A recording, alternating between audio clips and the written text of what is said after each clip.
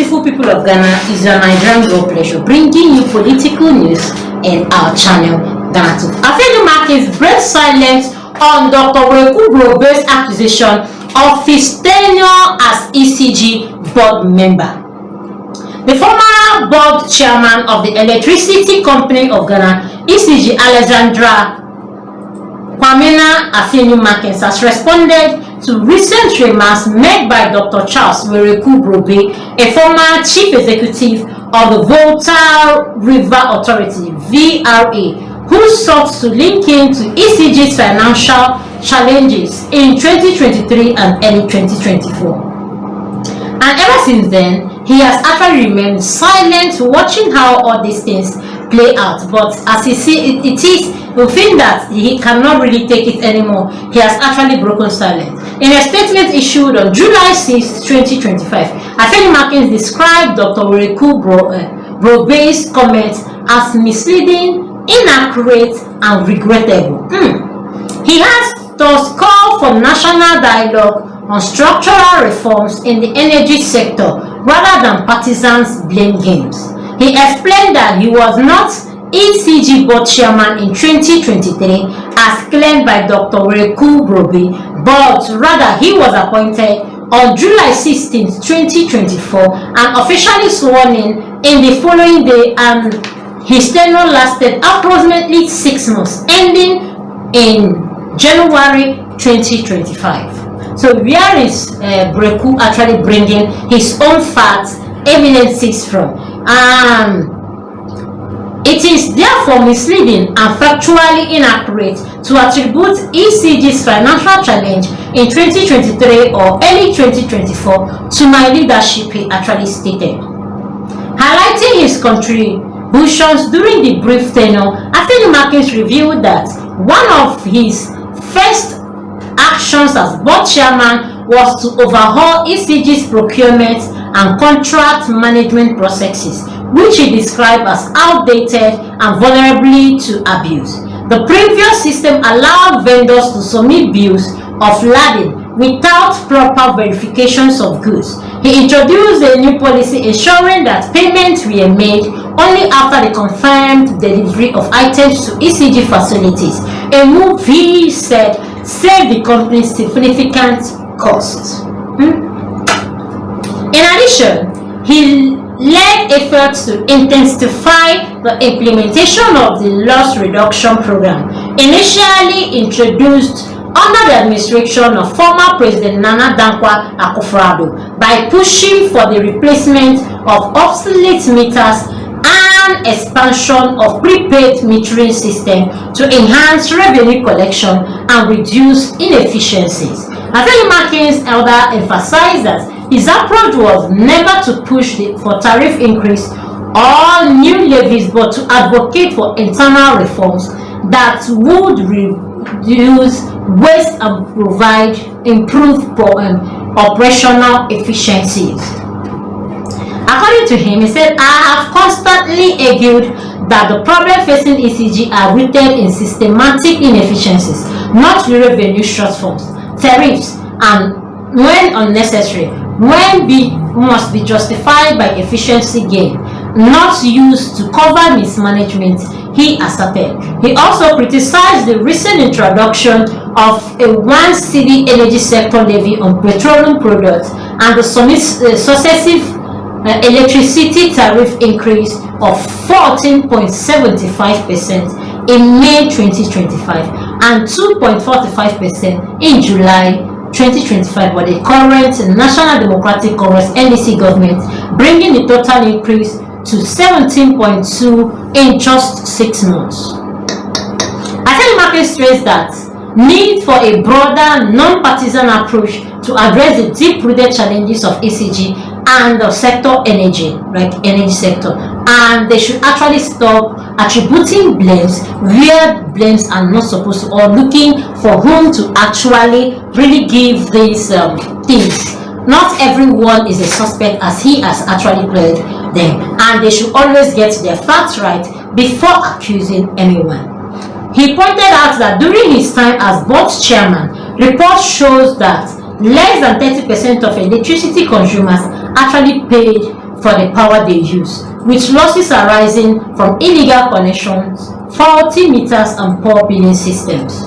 No amount of tariff hikes or new levy will resolve this challenge unless we address the inefficiencies at their core, he maintained.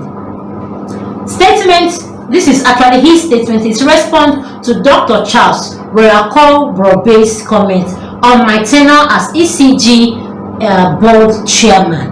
My attention has been drawn to remark by Dr. Charles, a former ECG Chief Executive Officer of the Volta Region River Authority (VRA) during an interview in TV3 Network. In his commentary concerning the performance of the Electricity Company of Ghana (ECG) and the energy sector, Dr.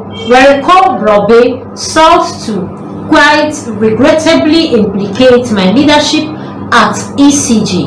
While I welcome constructive scrutiny and fully respect his right to express his view, I find it necessary to correct several factual inaccuracies and clarify the misleading claims he made. First, it must be cleared stated that I was not the chairman of the ECG board in 2023, or as Dr. Wereko suggested. I was appointed by His Excellency President Nana Dankwa Akufo-Addo on the 16th of July 2024 and officially sworn in as board chairman of ECG on 17th July 2024. The first board meeting I presided over was 31st July 2024, and my tenure lasted approximately 6 months, ending in January 2025. As much any attempt to link my leadership to events or decisions prior to that time, or to attribute ECG's financial challenges in 2023 or early 2024 to my leadership is misleading.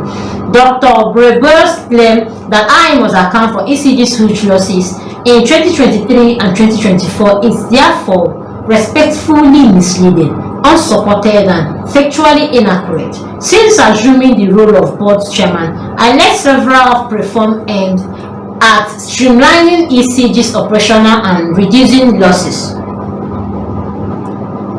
At my very first board meeting, as the minutes will reflect, I led the board to implement a major policy shift in ECG's approach to procurement and contract management. For years, ECG operated under a system where vendors delivering items to the port would hand over the bill of lading to ECG without rigorous tracking or validation of the items. This resulted to lapses in oversight, exposing ECGs to subsequently financial risk. I immediately abolished this outcome model and replaced it with a transparent, accountable procurement system where payment is made only after verified delivery of goods at ECG's own facilities. This reform saved the company significant costs and was a key part of my broader strategy for structuring and accountability. Secondly, I directed management to vigorously pursue the loss reduction program introduced by President Nana Dankwa Akufo-Addo. The initiative was aimed to tackling the systemic revenue losses plaguing ECG, particularly those arising from obsolete and malfunctioning meters. Many of the ECG's installed meters had expired, leading to widespread inaccurate and inefficiency in billing. In addition, many communities were still without prepaid meter system. As a board chair, I prioritized the modernization of ECG's metering infrastructures, expanding prepaid metering coverage, and closing the loophole that enabled non-technical losses. These were interventions designed to improve revenue efficiencies. It is also worth knowing that during my tenure, independent power producers (IPPs) received the highest accumulative payments in recent years.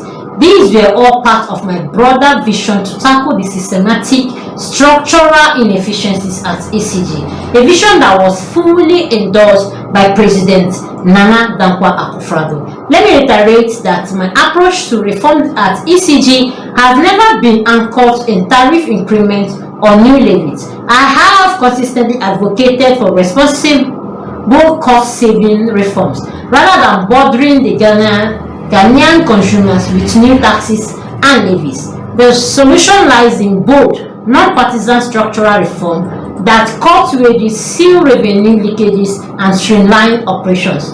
These are sustainable solutions to the energy sector's problem tariff, when necessarily must be justified by efficiency, not imposed to cover mismanagement. That is why I have publicly opposed the recent 1 cedi sector levy per litre of operation of petroleum at the pump, arguing that ECG's problems are rooted in systematic inefficiency, not revenue shortcut. Again, that is why I have criticized the recent tariff